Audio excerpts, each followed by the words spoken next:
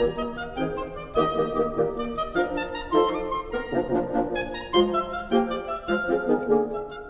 welcome to today's Ascendo Reliability webinar. This is Fred Schankelberg.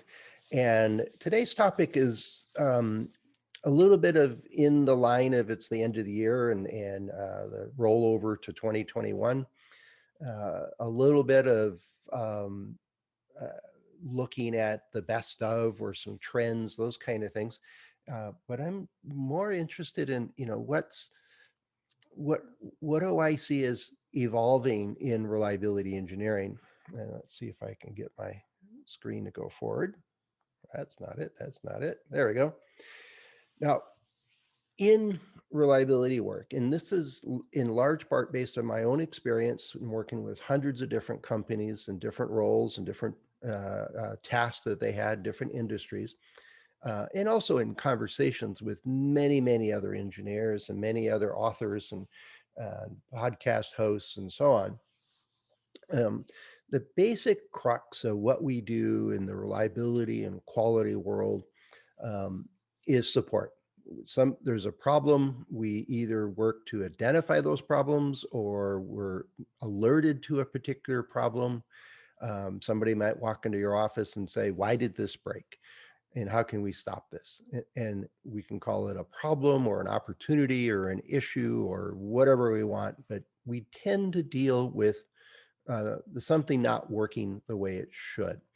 Um, Now, of course, there's lots of ways that can happen and types of requests that we get. And we have a bevy of tools.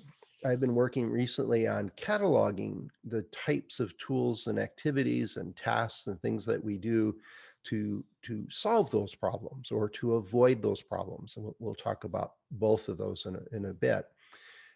This includes the stalwart 3 and 4 letter acronyms like fault tree analysis and failure modes and effects analysis and highly accelerated life test and accelerated life test.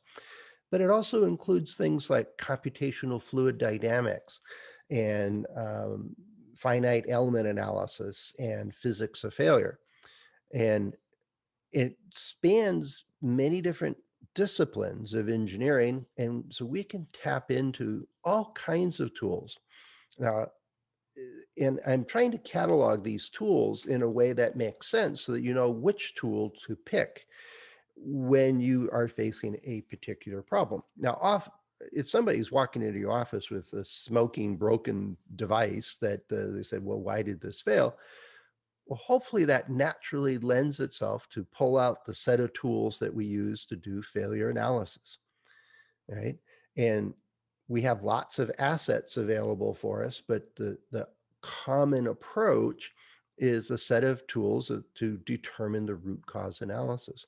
And it gives us an understanding that we can then use to answer that question or hopefully then use those results to solve that problem that we were facing.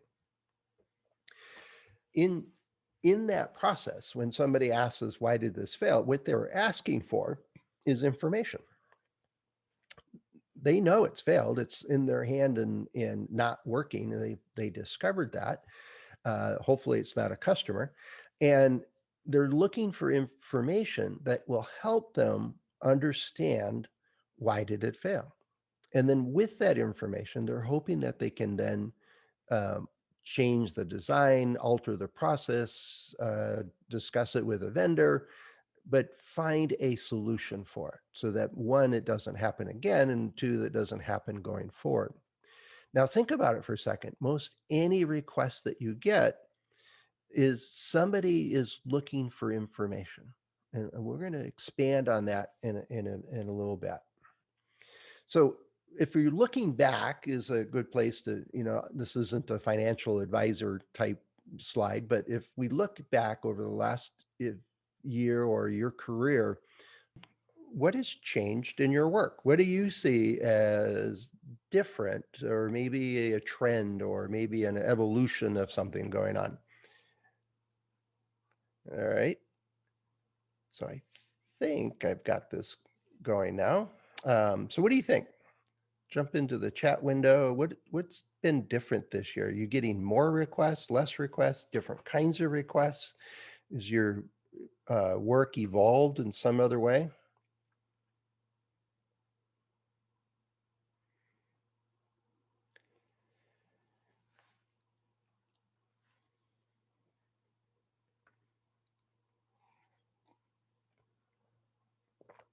More requests. Good, good.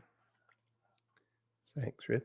So, and that ties into what I wanted to talk about today is kind of looking forward. And let me see if I can get this to, there we go, is that there's a number of trends that I've noticed. And part of this being able to observe this is because I'm tracking lots of webinars, I'm tracking lots of conferences. Um, Still irks me that the Rams conference is going to be live this year. They should have changed that, but I digress. But the trend of more and more things happening online, more and more use of Zoom when it's stable, things like that. But there's some other trends that are related to what happens in our industry. And part of this getting more requests or more detailed requests is another thing that I've seen over this past year and last couple of years is that the importance of reliability is becoming, well, more important. And there's a couple of reasons for this. Now, we've been mass producing and producing large scale projects and products and systems, um, since since really the late 1800s. Now, prior to that, it was usually the local craftsmen that were building things and crafting things. And reliability and durability of a product was built into the craftsman movement because you knew that person that you sold it to. They lived next door, or the quality of your work, the durability of your work was relevantly. It was apparent right away, and you would get immediate feedback. But as we started moving into mass production and to industrial scale of building and producing products, that connection from the person that built the item to the person using the item was broken.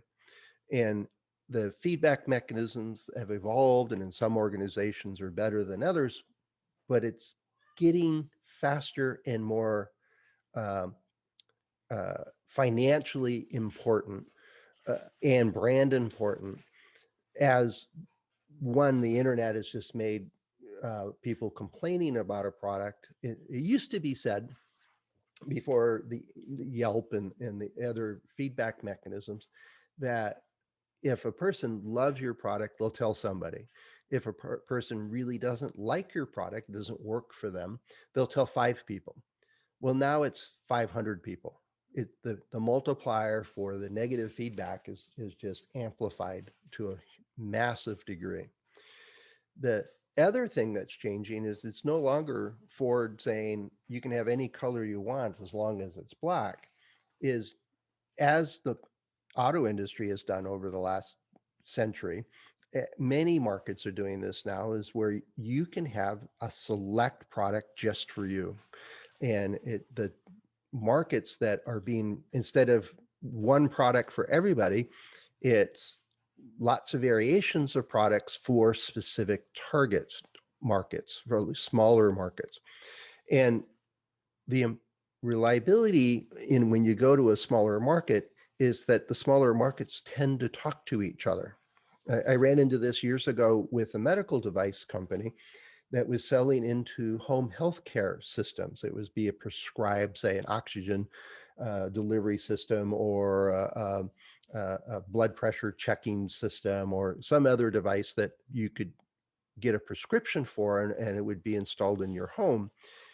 Well, there's only so many people that do that service, bring it to your home and set it up and maintain it for you.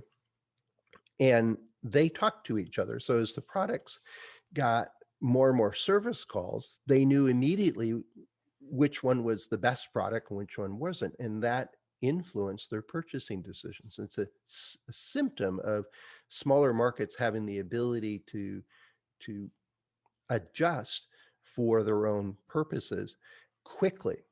And then there's also for uh, wide range of products, the margins are getting smaller, right? The so reliability's share of that, the warranty cost, for example, becomes a larger portion of that. Now, there's all kinds of evidence that warranties and failure rates in products are getting lower and lower, and products are getting better and better. But some of that might be just accounting. Some of that might be what we consider a failure versus not, and so on.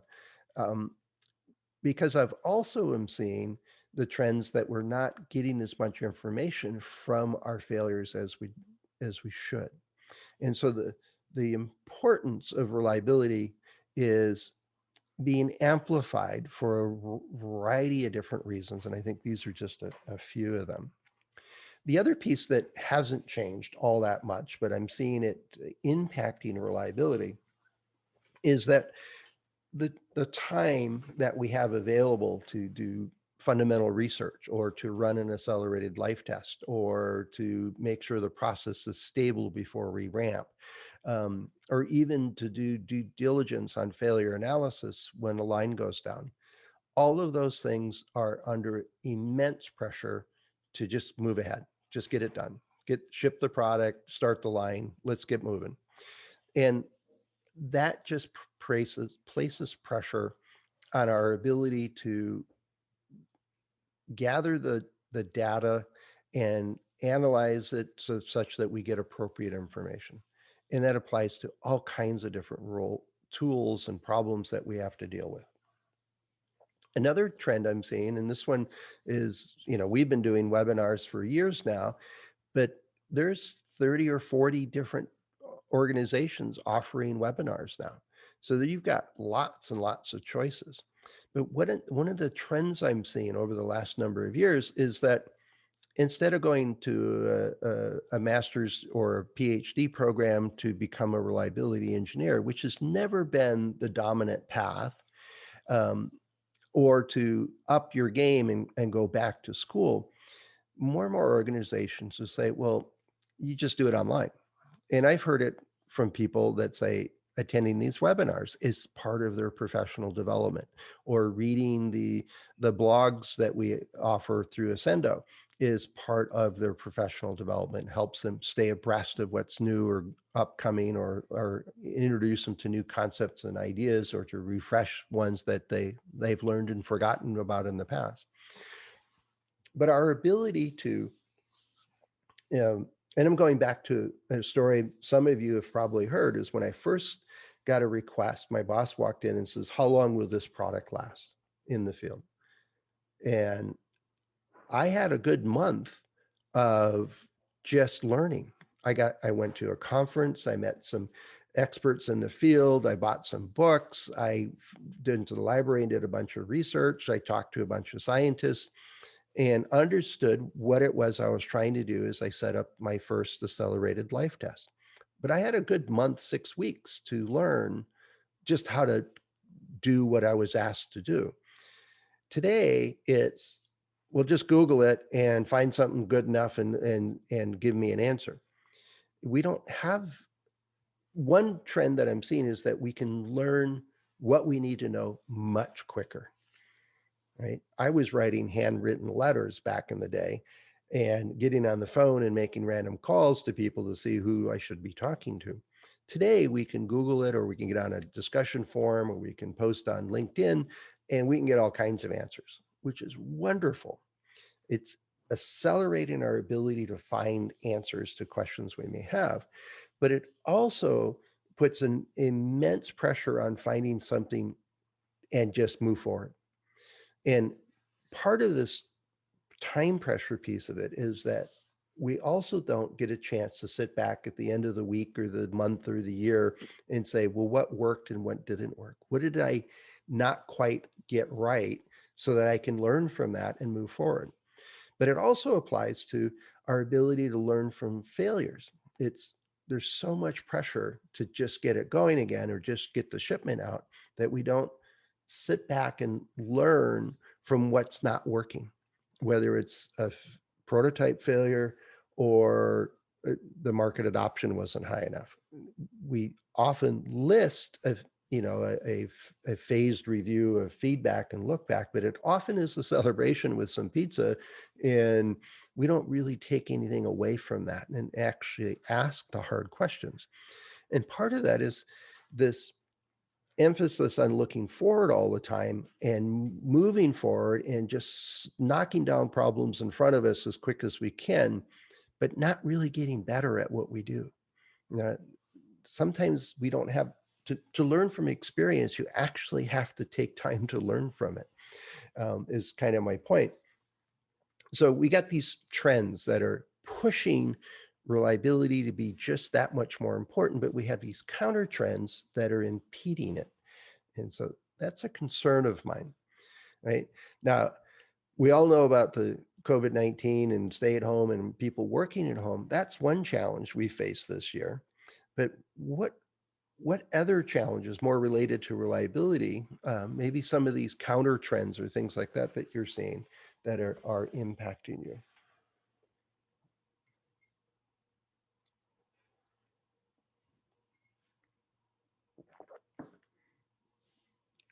Being laid off. Now, that would be a new challenge. That's definitely a challenge. Sorry to hear that. Um, I remember when I got laid off years and years ago. It was right about this time of year. It was just before Thanksgiving, actually, and in late November in the States. And somebody told me when I was, kind of going, now what do I do? Said, this will probably be one of the best things that ever happened to you.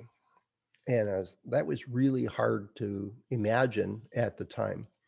Um, but I got my resumes out there, got some, information out there, worked the network and all that kind of stuff. Um, and what I did is I recognized where I was good at what I did and was quickly able to find meaningful work, and in that accelerated my ability to learn what I was doing. Now, I got lucky, I suspect, in timing and all kinds of other reasons. Um, but you're exactly right, Andre, with with salary cuts or with less funding for programs within your projects. Um, yeah, we have to be creative. We have to take the situation as it presents itself, the challenge that we're facing, and adapt and move forward. And I don't know, is it a Ben Franklin saying that the necessity is the mother of invention or something like that, or innovation? But the idea is that we are always going to be facing challenges.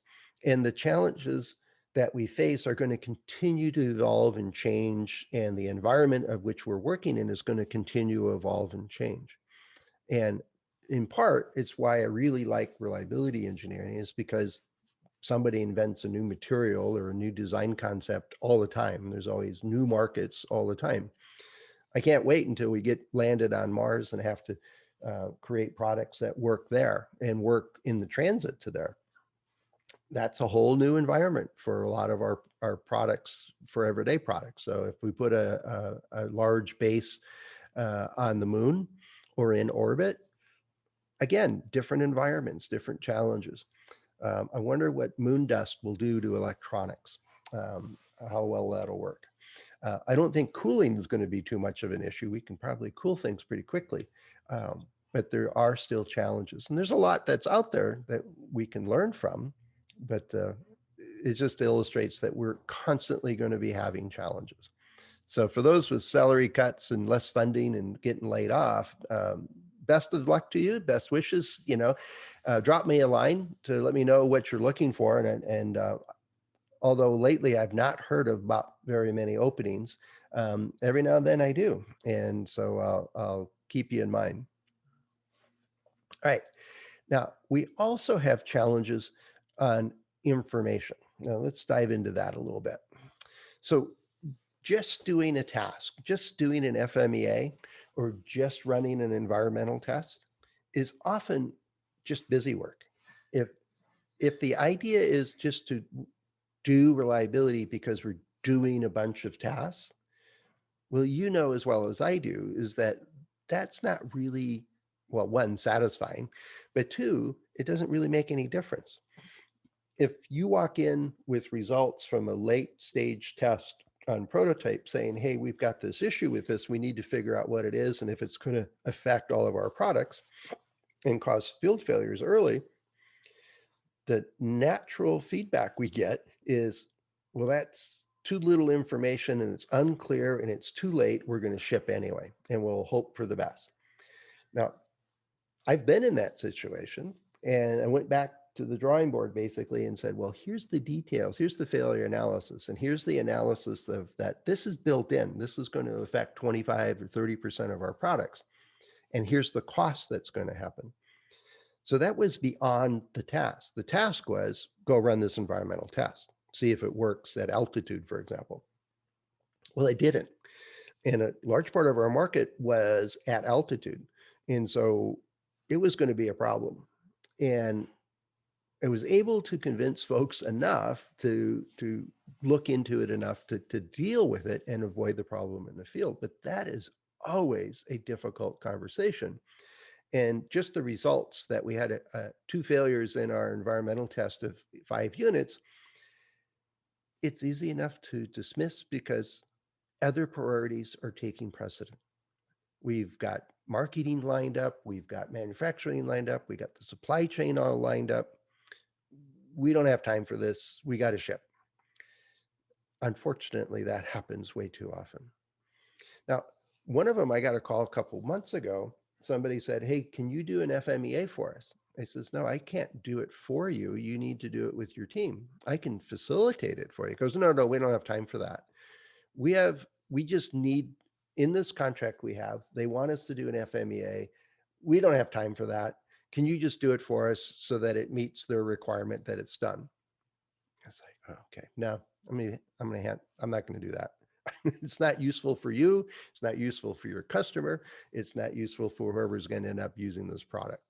Really? You're going to outsource something that is meant to provide you and your team input to improve your product, and you're just going to pencil whip it? No, I'm not going to do that. So part of doing a task is not just to write the report. And I've seen it done so many times, it's frustrating. It's part of the task is to actually create some information. You know that. And so always look beyond what the task is. Who's getting these results? Why do they need this? What is the purpose of this test or this activity or this procedure? And start pushing beyond where does it, I know I need to get to the lab. I need these 3 chambers. I need this data acquisition system, la da da da da. But so what? At least ask that question. Where does this info go? The other piece that we're getting is that if we're just our ability to respond to problems is we're just not fast enough, right? It takes time to understand failure analysis. So it goes back to this time pressure piece, but it also goes back to the lack of ability to learn. Is we get pushed so hard to respond to failures that I've run into organizations, and I hope you're not in one of them, that says, let's run all of our tests so that they pass. Let's just run to pass. Let's do the minimum sample size and design it such that if it's in spec and it works for some number of hours, we're going to call it a success and move on. Now, there's all kinds of issues with that approach. And the biggest part is that we don't learn much of anything in that approach. Now, if your organization doesn't want to learn from failures, well, that's a perfect approach. Your customers will tell you what's working and not working, and they're not going to be shy about it. And they're either going to be sending it back to you and demanding redress, or they're going to another solution. So our ability to respond to failures is getting pushed. And so it's one of these negative trends. Now, I've heard in great many organizations that, oh, we need to be proactive. right? We need to get ahead of this. In the maintenance world, we call it predictive maintenance or preventative maintenance or proactive maintenance, lots of P's and maintenance and stuff like that. But in design for reliability, we're trying to get ahead of this to avoid failures. The issue is that for any given item or system, there's literally thousands of ways it could fail, right? Even simple products have many of them have very low probability of occurring, yet there's lots of potential issues. If you have a simple circuit board that has 100 components on it and every component has 2 to 3 different ways it can fail, likely failures already were in the hundreds. Now, it's not really possible for us to solve every single one of those. Yet to make a reliable product, you do. And so just thinking about it or just saying you're proactive without actually changing anything and organizing that information is not really being proactive. And we have to be very deliberate about sorting out that decision that needs to be made as to what do we need to solve, what do we need to fix, what do we need to improve in order to improve our product's performance. And so that it's easy to get overwhelmed. There's a lot of potential information out there. And so it's another one of these negative trends. Right. So let me switch gears a little bit instead of doom and gloom here for including a computer reboot. Let's talk about, well, what can we do to go after this? So let's say you're in a new project and you're developing a new WYSIWYG widget kind of thing, and you're the reliability or quality professional assigned or working with this program. So here's, I mean, on the screen, I have a few questions that you can ask, but basically there's almost always a structure to product development. We call it a life cycle, or we call it a phase gate review process, or there's usually a project manager or project lead, or there's some senior managers that's a, what do they call it? Uh, Advisory committee or some, whatever. There's lots and lots of variations of it, but they all generally have this idea that you go from concept to production and then eventually retirement. But there's usually this evolving set of milestones that are in there. Now, milestones are great on paper, and way too many of these documents are written by some academic someplace in passive tense. So that why that's a problem is, well, who's making the decisions, right? So I'm getting to the milestone. One of my favorite organizations named it after, it was called the it was Bronze Age or Stone Age, Iron Age, Bronze Age, Steel Age. I think they had a titanium one in there somewhere. Um, Kind of the evolution of metals and tools making capability. But the idea is that they were coming up to one of their stages, and it was written in passive tense. So I'm sitting there looking at it going, well, you kind of vaguely talk about it. We have to hit these milestones for setting a goal. And do we have evidence that we have achieved this goal? So let's say it was supposed to be reliable, and we've done some work to measure the reliability of some critical parts, built a model. Who needs this information? Do we just bring it on a slide at the phase gate review and present it and say, hey, we have a problem or we don't have a problem? Or is the purpose for somebody to actually make a decision? Is that warrant us staying in this stage and doing some more work, or is that good enough when we move forward? But who is that person? What team needs to know this information so that they can make the appropriate decision? And so part of a new project program is, well, who needs to know what when? And so does an electrical engineer need to know what the derating guidelines are and the troublesome supplied components that we've had in the past are, so we can avoid using those or use them in a different way?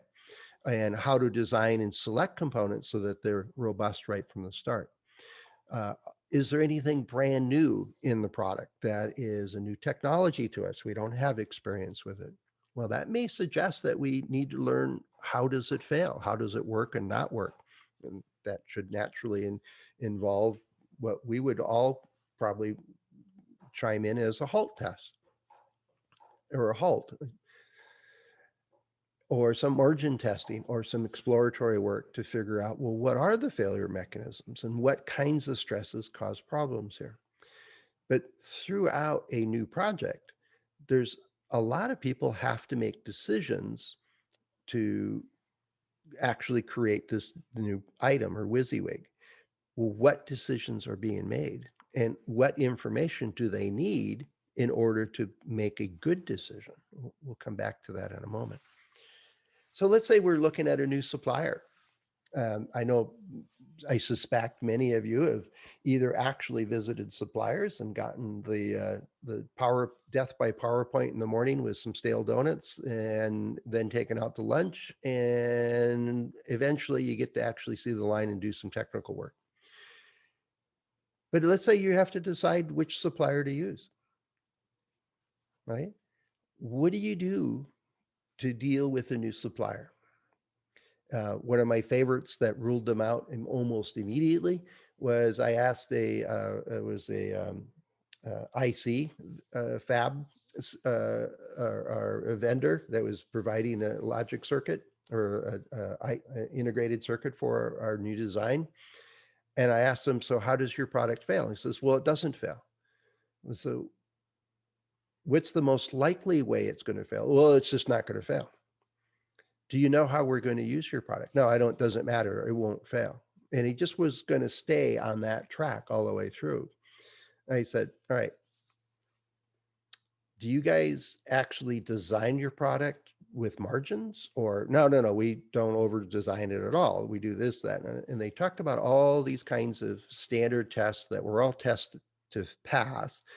And I said, what does that stress actually do to your product such that it's meaningful? And he couldn't answer those. So they had a checklist of things they did and a sales engineer that really believed their product never failed. Well, we went to another supplier and they said, in your application, you're a little bit on the hot side. We're going to see this, this, and this. This diffuses over here, and it may cause issues with this, this, and this. And here's how you can mitigate that. A completely different decision or discussion with the other supplier. Now, it's not always that night and black and white or night and day. It's often, though, that we need to make a decision on which supplier to include into our product that provides one or more components for us. But the idea is that we would also, it's not based on where they take us to lunch. It's not based on how many can they make. It's not based on only can they deliver it on time. Is it the right functionality for our product? Those are all important factors. But all of those are mute if it doesn't work, right? And even if it doesn't work at a 1% level in some product lines, that's a disaster. And so I suggest that when it's a new supplier or we're choosing which components and which suppliers are we're going to build into our supply chain, well, that's a reliability part. And it again is recognizing that we're going to make a decision. Well, who is making that decision? And what information do they need such that they can make an informed decision? Right? We get requests, right? All the time. My very first request was, will this work in the field? Will this work for 20 years? I'm like, okay, well, that one was easy. That was my boss. He was making the request. And I was standing there and he was asking me. I was the requestee, I guess is the appropriate term for that. So I was receiving it. The request was very specific. Will this new product work for 20 years in its expected application? And we knew what that application was. So it was pretty specific, and I had a target, and I needed to update that a little bit as well. How close do you need to be, right? How accurate does the testing need to be to answer that question for you? And he says, well, I want to be 90% confident the lower bound of the reliability estimate is at least 20 years. Okay, well, I can deal with that. So we set off to design a test that would help us answer that question. And then I asked, naively, I asked, so do I get to go to Northern Italy where this is going to be installed for 20 years to see if it works? And he goes, of course not. I need an answer in 6 months. Right. And so that started the clock. And that was tied to a business deadline. The customer was going to be asking, is it going to work in our application? And what is your evidence? They asked those questions of us. And so my boss was saying, well, we need to run an experiment that answers that question. And we have a deadline, we have a timeline for the decision to build this product into their system. And then it was left a little ambiguous in the request I got, but what's the level of completeness? And in this particular case, this one was the best you can.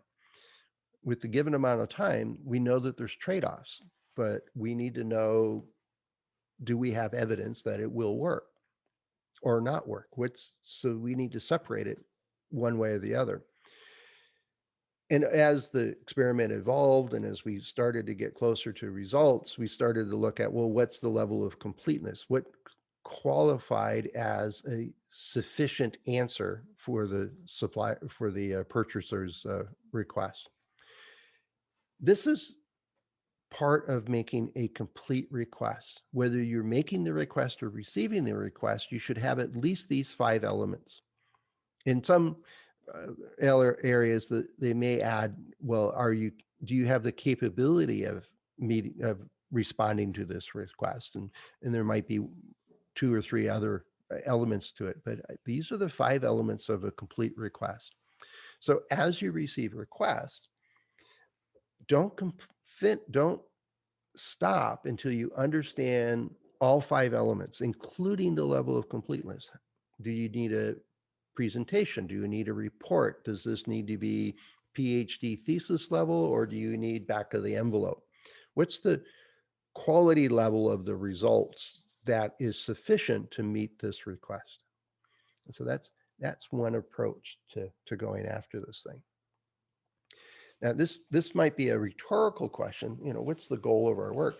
But the idea here is I'm trying to paint the picture that our goal is not just to knock off the task, not just to do a failure analysis, but nobody looks at it, or run a halt and write a beautiful report with glorious photographs of all the failure mechanisms, and then nobody uses it. Our goal is to make a difference. And many of you already know this. You've been listening to these podcasts over the years and staying in the professional development world. But part of our work and part of our education is that our work makes a difference. It alters the design, it alters the processes we use such that our customers end up with a durable, reliable product or system. We improve availability. We make a financial difference in our organizations and quality of life for our customers. They get something that just works. So our goal is not just to do a task. Unfortunately, in some organizations, that's where we're bounded, but it doesn't have to be. So here's what I think is coming up for us in reliability. And as I thought through this in preparation for here, it made me go back to the maturity matrix. That was the first one I really saw that was related to what we did in reliability work was by Crosby, and I'm drawing a blank on his first name, in the book called Quality is Free. And he explains the quality maturity matrix, which I have adopted when I was at Hewlett Packard into a reliability maturity matrix. And there's actually a IEEE standard that incorporates a maturity matrix relating to electronics reliability, very, very similar to the Crosby one. And there's dozens of other maturity matrices out there. But the basic idea of the maturity matrix is that it's what kinds of decisions are we making in our organization?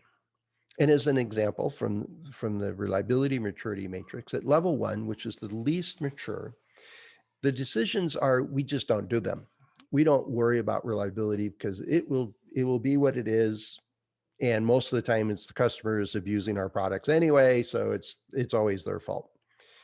We don't make decisions. We have decided as an organization not to worry about reliability, not to make decisions related to it because it doesn't matter. Now that is actually a decision, right? That organization is consciously or unconsciously making. Now level 3 is the nature of a level 3 maturity organization is they do lots and lots of stuff. They do FMEAs regularly, they do HALT on every program, they run environmental tests, they run stress testing, they do derating, and they do stress strength calculations, they do finite element analysis, they do design of experiments, they do hypothesis testing, they do assessments of their vendors, on and on and on and on and on and on and on. Oftentimes they're doing so many things that they do very few things well. And they do so many things that they have such immense amounts of information of which most of it really doesn't matter. Because they're not taking the time to decide, well, what tasks do we need to do that actually add value to us? And it's a decision to say, well, we're going to do everything we did last time plus 2 more projects, 2 more tasks. And then next program, well, we don't have time to design a program, so we're going to do everything we did last time plus 2 more to account for the things that slipped through last time. Now, if that sounds familiar, you're probably this level 2, level 3 type organization where there's a lot of activity, but there's not a lot of connection to where the decisions are made. And so there's a conscious decision to do things, but there's also most often an unconscious decision to not use them. And so that's one level of decision making. And there's usually pockets of somebody doing something really well in those organizations, and other areas where it's just overwhelming. We don't do anything effectively. In a proactive organization, levels 4 and 5, is they switch this decision making at the cultural level to, well, what do we need to know in order to make that decision? So as we look ahead at our program or our production line or our supply chain, what do we need to know in order to make a good decision? So what decisions are coming up and how do we get ahead of that? It's the way we approach the detailed decision making is one from ignore it completely to gather everything and hope some of it actually works, to let's be deliberate about focusing in on those few critical decisions and improve the ability of us to make the right decision to ship or not to ship this product, for example, is right out of the maturity matrix. So that's where I started this thought process. Now, if we make a good decision, if we make it correct, right? If we are like my boss was responding to a customer request, will this product last for 20 years in this application? If they make the right decision, it could be that they buy our product because they believe it and have evidence of that it will work. They've made the correct decision and they bought the product and it worked. Now, conversely, the correct decision might be, no, we're not going to buy your product because it doesn't last for 20 years. That is also the correct decision because they avoid the, the downside of the product not working as long as they thought it would be. And you can see where there's a financial connection to this. What's the cost per failure? And if that failure is too costly or too often and thus costly, the correct decision is not to use it, not to go that way, not use that solution. So it's contingent on how well do we know how long it will work. Now, of course, there's other factors that are involved in selecting a product. If it's not available, that's a key factor. If it's not enough volume available, that's a factor. And what's the cost? That's a factor. And on and on and on. But reliability often is one of those pieces that we have vague information oftentimes. So if having better information improves the ability to decide correctly, that creates value. That allows us to be right more often. Now, if we,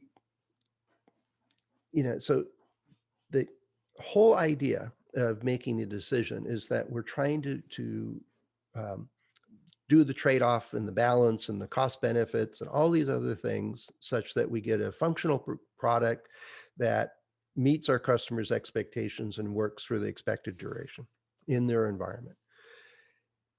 If that works, we all win. The customer gets the value of the solution, we get the value of the sale and of brand recognition and so on, but it's contingent on thousands of decisions. And so setting up a structure that enables people to make better decisions leads to increased value all the way through the process. Right. Now, how do we influence decisions?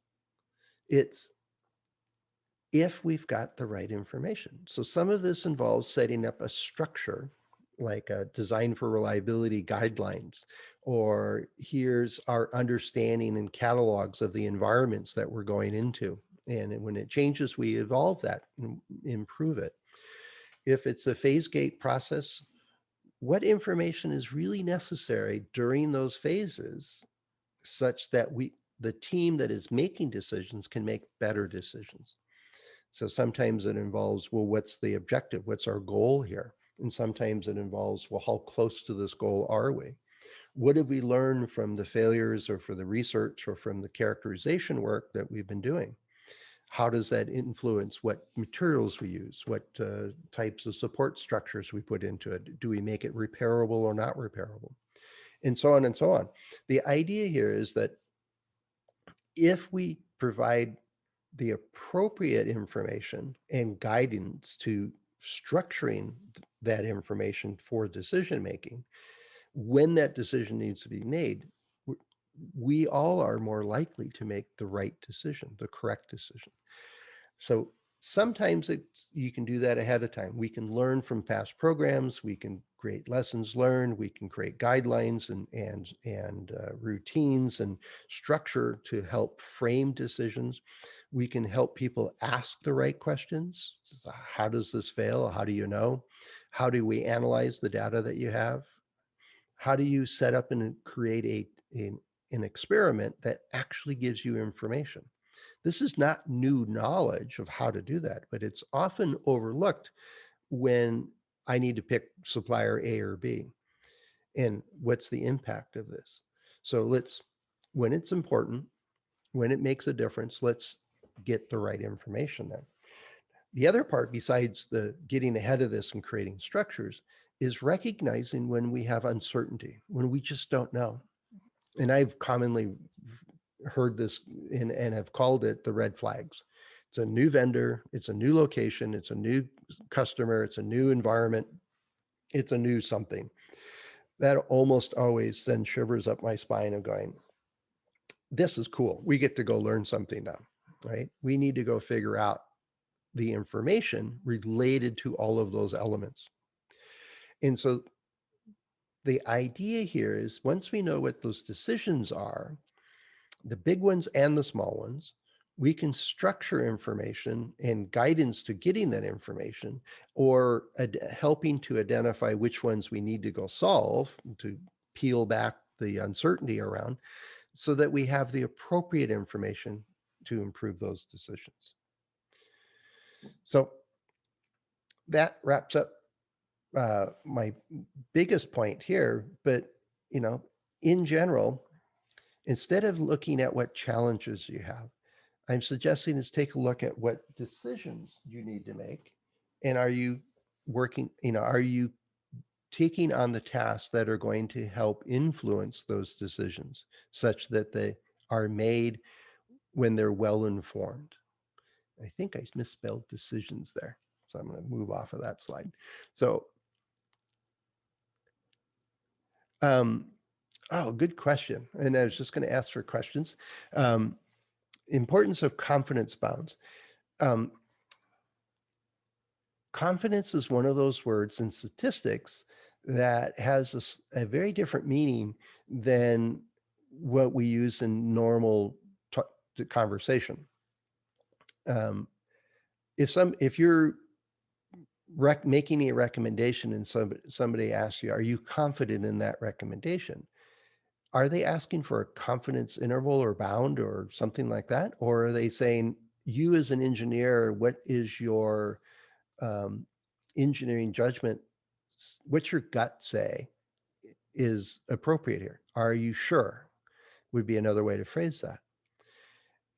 All too often, people confuse "are you sure," which is I did the right experiment and I have the right information and I have the understanding that it's a sufficient level for me to say, yes, that's a good solution, with I did a sample of testing. I did 10 samples, for example, and I have 90% confident that the result that I got is reasonably close to what the unknown actual result is, right?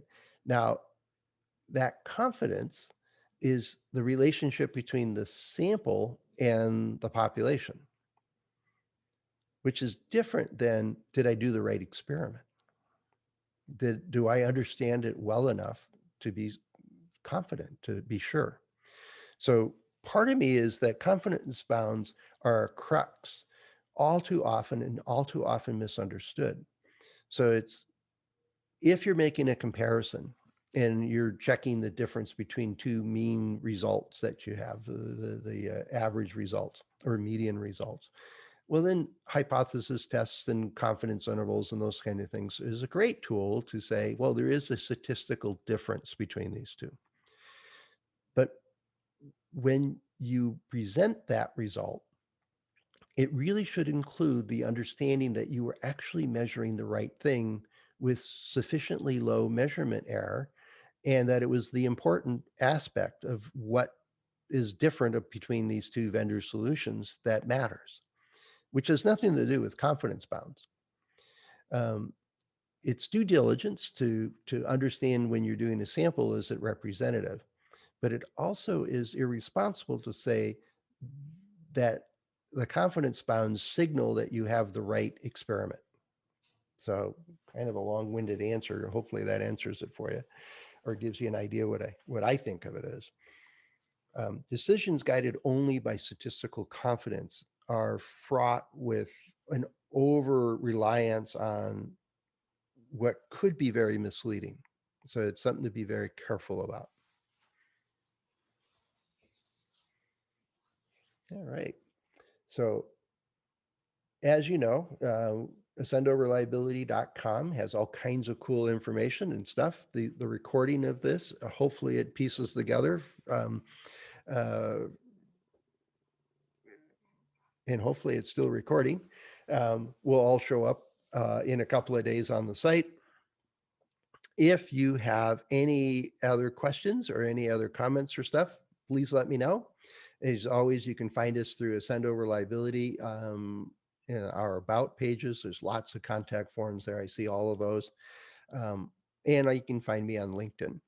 So with that, I hope you all have a wonderful holiday season. If so many different transitions and holidays and all kinds of good stuff going on this time of year. So we're going to be back in early January with another webinar. And I know Chris Jackson's going to be back on near the end of the month. So hopefully everybody stays safe and enjoy the season. And we'll be in touch. We'll talk to you again in about a month.